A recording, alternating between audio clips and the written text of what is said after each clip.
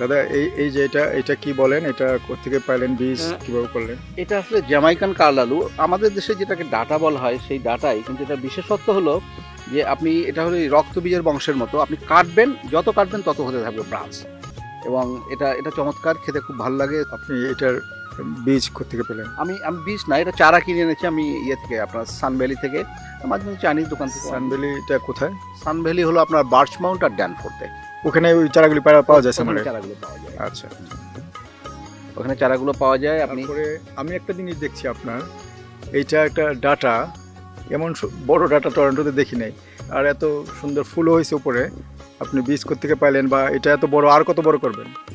আসলে এই ডাটা গাছটা যেটা হয়েছে, এটা আমাদের দেশি ডাটার বীজ আমি বাংলাদেশ থেকে নিয়ে এসেছিলাম। তো আনার পরে গত বছর ওইখানে কি করে যেন একটা ডাটা গাছ হয়ে গেল জানলার সামনে, এবং ভেতর থেকে এত সুন্দর ফুল ফুটছে। ভেতর থেকে দেখার পরে গত বছর আমি বললাম যে এক্স্যাক্টলি এই ধরনের দুইটা ডাটা গাছ আমি এখানে জানলার পাশে লাগাই দিব, যেন সেটা যেন একটা এটা এটা মনে হয় যেন একটা ফুলের গাছ লাগানো হয়েছে। তো দুইটা হয় নাই, এটা একটা হয়ে গেছে এরকম। এবং আমি গত বছরটা এত বড় হয় না, আমি জানি না, এবছর তো আরও বড় হয়ে গেছে। এবং আমার আমার ওয়াইফ, আমার স্ত্রী খুব পছন্দ করে, এবং সে এটা তারও এখানে ইয়ে করে আমাকে উদ্বুদ্ধ করে এই ধরনের ডাটা গাছ লাগানোর জন্য। আমি তাকে ডাকছি আপনাদের সামনে, আসো। কি বৌদি, নমস্কার, আসেন। এই যে আপনার সবচেয়ে বেশি এই বাগানে ভালো লাগছে আমার, এবং কোথাও দেখি নাই যে ডাটা গাছ, এবং উপরে এত ফুলের, খুবই সুন্দর। তো দাদাকে জিজ্ঞেস করছিলাম এই ডাটা গাছের ব্যাপারে। তো আপনি এই ডাটা গাছ, উনি বলেছেন যে এভাবে নাকি হয়ে গেছে। হ্যাঁ। তো এটা আগের বাড়িতে কেউ ছিল বোধহয়, নাকি বীজ ছিল? না, ওদের থাকার কথা না। আগে আসলে হোয়াইট ট্রাই ছিলেন, তো ডাটা থাকার কথা না তাদের। আমরা গত বছর লাগিয়েছিলাম, সেখান থেকে এটা আবার হয়েছে। গত বছর কি আপনার এত বড় হয়েছিল কোনো হ্যাঁ, গাছ? গত বছর বড় হয়েছিল। আর আরেকটা জিনিস, যে এইবার তো অল্প কিছুদিন আছে আমাদের সামারে, তো এর উপরে যে বীজ কি আপনার এই শীতের আগে হয়ে যাবে, সব বীজ পাবেন? হ্যাঁ হ্যাঁ, বীজ হয়ে যাবে। যেমন গত বছর ওই ডাটা থেকে আমি বীজ রেখেছি। যদি মনে করেন, কেউ যদি মনে করে যে না কারো বীজ লাগবে ডাটার বীজই, তো আমি দিতে পারবো, কোনো আমি অসুবিধা তাই নেই। করব।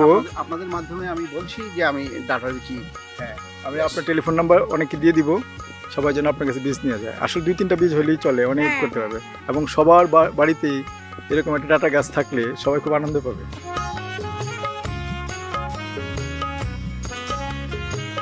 দাদা, এখানে আমি দেখছি আরো কয়েকটা ডাটা আছে, ওটা কি একই জাতের নাকি ডিফারেন্ট? না, এটা একটু ডিফারেন্ট জাতের।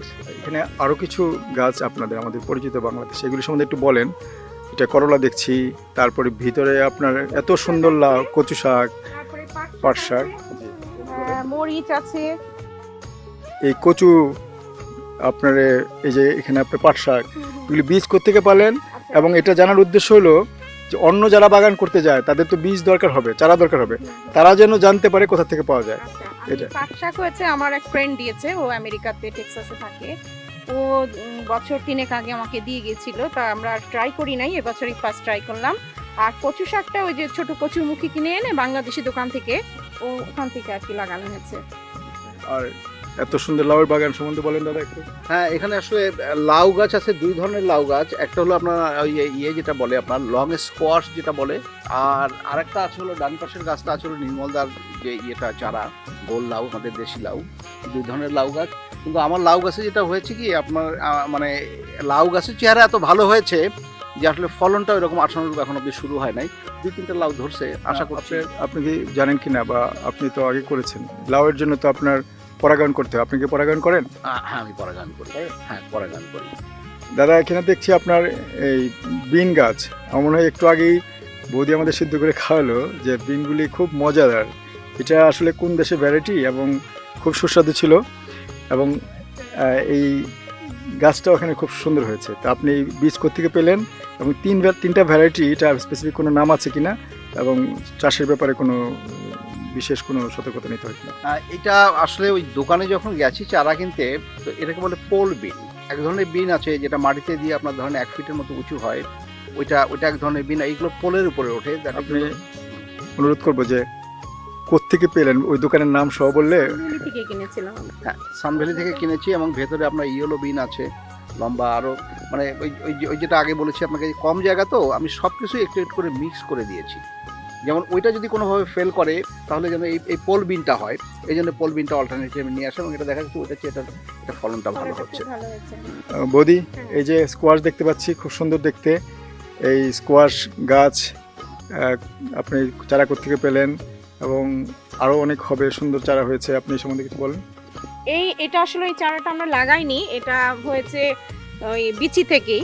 জাস্ট ওই যে সবজি কেটে আমরা ওই যে বিচি টিচি মাঝে মাঝে চোখলা শুদ্ধ সব ফেলে যাই উইন্টারে, সেখান থেকে এটা হয়েছে। আসলে এটা লাগানো হয়নি, আমরা যে বাজার থেকে কিনি স্কোয়াশ সেখান থেকে বলা চলে এটা হয়েছে। আপনাদের বাগানে এসে দাদার সাথে কথা বলে একটা জিনিস আমার কাছে মনে হলো যে অনেক কিছু আপনারা এত ভাগ্যবান কীভাবে যে ডাটা পেয়েছেন এইভাবেই, হ্যাঁ। তারপরে টমেটো অনেক চারা পেয়েছেন, তারপরে এই স্কোয়াশ পেয়েছেন, এগুলি তো আপনাদের মনে হয় যে আমরা এবার লাগিয়েছি, বাট আদার টমেটো আর একটা মানে আপনি থেকে হয়েছে, এটাও সত্যি কথা। হ্যাঁ। আর কি কি পেয়েছেন এরকম এই বীজ চারা না কিনে? না, বিচি চারা না কিনে আপনার ওই যে ডাটা দেখবেন আপনি, আমি ওই যে এখন যে ডাটাগুলো যে বিচি হচ্ছে, এই বিচিগুলো সব বিচি তো তোলা যায় না। আপনি যখন ওই উইন্টারে ক্লিন করবো গার্ডেন, তখন ওই বিচিগুলো নিয়ে হাত দিয়ে এরকম করে আমি ছড়াই দিই। ফলে দেখা যায় যে যখনই আপনার ওই স্প্রিংয়েই শুরুতেই আপনার ডাটা গাছের শাকের চারা উঠতে থাকে, মানে শীতের সময় পরে নষ্ট হয় না এগুলি? শীতে নষ্ট হয় না এগুলো, এই বিচিগুলো থেকে যায় এবং গাছ উঠে যায়। যেমন এখানে আপনি দেখবেন আলু গাছ আছে, আমি আলু গাছ কিন্তু ওখানে লাগাই দিয়েছি 3 বছর আগে, 2 বছর আগে লাগাইছি, তুলি নাই, আবার আলু গাছ হচ্ছে। দেখি আমরা আলু গাছ আপনাদের। বৌদি, এখানে তো অনেকগুলি সবজি আছে, অনেকগুলি মিলে, আপনি বলেন কোনটা কি? এটা হচ্ছে কেল, এটা গোল আলু, আর এটা হচ্ছে পুঁই শাক, এটা আর একটা সিম গাছ, তারপরে আছে আমাদের স্পাউট, ব্রাসেল স্পাউট। এই আর গোলালু কি আপনার বাসা থেকেই লাগিয়েছেন? বাসার কালু থেকে? বাসার আলু থেকে আমরা লাগিয়েছি। হ্যাঁ, এবার প্রথম নাকি আগে এবার করেছেন? না, গতবার লাগিয়েছিলাম, গতবার না 2 বছর হয়ে গেছে, সেখান থেকেই হচ্ছে। গতবার আলু পেয়েছিলেন কতগুলি? বেশ বেশ কতগুলো পেয়েছিলাম। হ্যাঁ। আপনি একটু আগে আমাকে শশা খেয়েছেন, হ্যাঁ। তো শশা কোথায়? তো বাংলাদেশি চারাগুলি আপনি কোত্থেকে নেন? বাংলাদেশি চারা আপনার সরকার আছে, নিশিতা আছে। বাংলাদেশি আমি এমন কিছু চারা নেই নাই, শুধুমাত্র লাউয়ের চারাটা নিয়েছিলাম আর একটা আপনার চাল কুমড়া চারা নিয়েছিলাম। একবার তো আপনি বলেছিলেন যে ওই নির্মল করের কাছ থেকে চারা নেন না, কি কি চারা নিয়েছেন? ওর দাদার কাছ থেকে লাউয়ের চারা নিয়েছিলাম গত বছর, বাট এবার ওনার চারাই আমি নিয়েছি নিশিতা থেকে। হ্যাঁ, উনি ওনার চারা নিশ্চিতাতে বিক্রি করেছে না? ভালো হয়েছে। বৌদি, এখানে দেখছি আপনার করলা গাছ আছে, করলা চারা, এটা এই চারাও কোত্থেকে আনছে? সালমারি থেকে? এটা মনে হয় সানভ্যালি না, এখানে যে স্কাইল্যান্ড আছে খুব সম্ভবত ওখান থেকে, এই মুহূর্তে খেয়াল নেই, তো আমরা স্কাইল্যান্ড থেকেও কিনেছি কিছু, আর সানভ্যালি থেকে মোস্ট অফ দা। আরেকটা জিনিস আমি দাদাকে জিজ্ঞেস করেছিলাম, আপনাকে প্রশ্নটা করি যে আপনার এখানে সবজির মধ্যে সবচেয়ে প্রিয় 4টা সবজির নাম বলেন বাংলাদেশি। আচ্ছা, আমার লাউ, করলা, তারপরে টমেটো, ডাটা। আচ্ছা, তো বাংলাদেশি সবজিগুলি এত বছর আপনারা কানাডাতে আছেন, বাংলাদেশি সবজি খাওয়ার প্রতি এত আগ্রহ কেন আপনাদের এবং চাষ করার প্রতি আগ্রহ কেন? বাংলাদেশের সবজি কিভাবে ভুলবো, ওটা তো খেতেই হবে, ওটা তো ভোলা যাবে না, কারণ আমরা তো মানে বেশি সময়টা বাংলাদেশি থেকেছি, সো ওই স্বাদটা তো এখন আমাদের মুখের মধ্যে আছে, ওটা ভোলা যাবে না, ওটা খেতেই হবে। আপনার সন্তানেরা, পরবর্তী প্রজন্ম কি বাংলাদেশি সবজি পছন্দ করে?